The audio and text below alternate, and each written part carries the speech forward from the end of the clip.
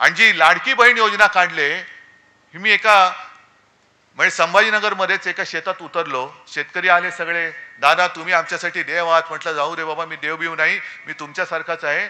नाही तुम्ही आमचं कर्ज माफ केलं. म्हटलं ठीक आहे, आशीर्वाद असू द्या. मग तिकडे काही महिला शेतात काम करत होत्या. म्हटलं काय ताई खुश आहात ना? ती काम करत होती बिचारी. तुला का? म्हटलं नाही 1500 रुपये मिळत आहेत. तुला काय 1500ने घर चालतंय वय? 1500ने काय होते?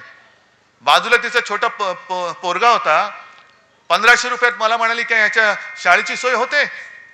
म्हटलं कुठल्या शाळेत जातोय? तुला ऍडमिशन घ्यायला पैसे नाही आहेत, 1500 रुपये घेऊन करू काय? कोणाच्या उरावर घालू?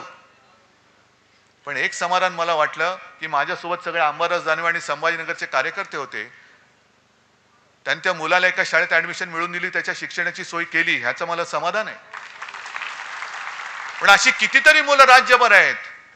काय 1500 रुपयाने काय होणार आहे? वह्या पुस्तकं येणार आहेत? ज्या पुस्तकावरती सुद्धा जीएसटी लावलाय, शिक्षणावरती जीएसटी आहे. आता तर कर म्हणजे आयुर्विम्यावरती जीएसटी. म्हणजे विम्याची जाहिरात आहे ना, जिंदगी के साथ भी जिंदगी के बाद भी, म्हणजे जिंदगी के बाद भी जीएसटी.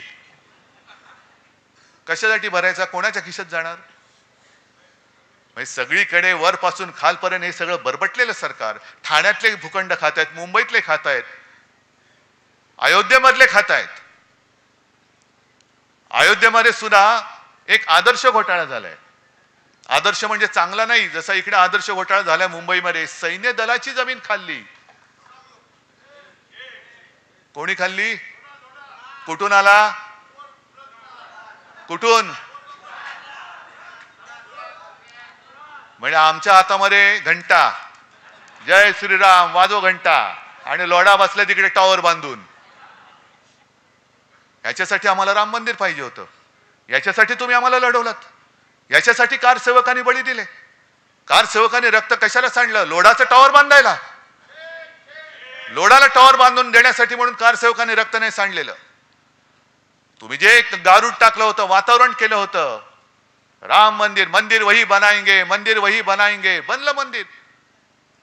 पण मंदिर बनल्यानंतर सुद्धा वाजत गाजत तुम्ही जो काही शो केला, तुम्हाला वाटलं होतं की आता बस झालं सगळं, आता आपल्यासमोर कोणी उभंच राहू शकत नाही. पण प्रभू रामचंद्रांनी सुद्धा जो बाण मारला थोडक्यात चुकला, नाही तर बरोबर वर्मी लागला होता. बरोबर वर्मी लागला होता. पण सगळीकडे गुजरातचे कॉन्ट्रॅक्टर कॉन्ट्रॅक्टर कॉन्ट्रॅक्टर कॉन्ट्रॅक्टर, वाराणसीमध्ये कॉन्ट्रॅक्टर, अनेक मंदिरं पाडलेत. शंकराचार्य मध्ये घरी आले होते. माझं भाग्य समजतो मी की शंकराचार्य आले आणि त्यांनी हिंदुत्वाचा अर्थ सांगितला. जो विश्वासघात करता है वो हिंदू नहीं हो सकता. हिंदू कभी विश्वासघात नहीं कर सकता. पण शंकराचार्य सुद्धा चिडलेले आहेत आणि त्यांनी स्वतः सांगितलं की केदारनाथ मंदिरामधलं जवळपास 250-250 किलो, आता तर म्हणतात काही जण 500 किलो सोनं गेलं कुठे? म्हणजे तुम्ही आमच्या मंदिरातल्या देवाचं सोनं सोडत नाहीत, मंदिराच्या आजूबाजूच्या जागा सोडत नाही. तिकडे सुद्धा वाराणसीमध्ये अनेक मंदिरं पाडली. अनेक पुराणकालीन मूर्त्या, प्राचीन मूर्त्या या त्या डेबरीच्या ढिगाखाली कुठे गेल्या हेच कळत नाही. मूर्त्या सुद्धा कापल्या. हे तुमचं हिंदुत्व आणि तुम्ही आमच्या अंगावर येता. सगळं भ्रष्टाचाराने बरबटलेली माणसं, त्या अयोध्येमधली जमीन लोढा खातोय, रामदेव बाबा खातोय, सगळे खात आहेत. आणि आम्ही आपले जय श्रीराम जय श्रीराम आणि हे विचारणार केम छो.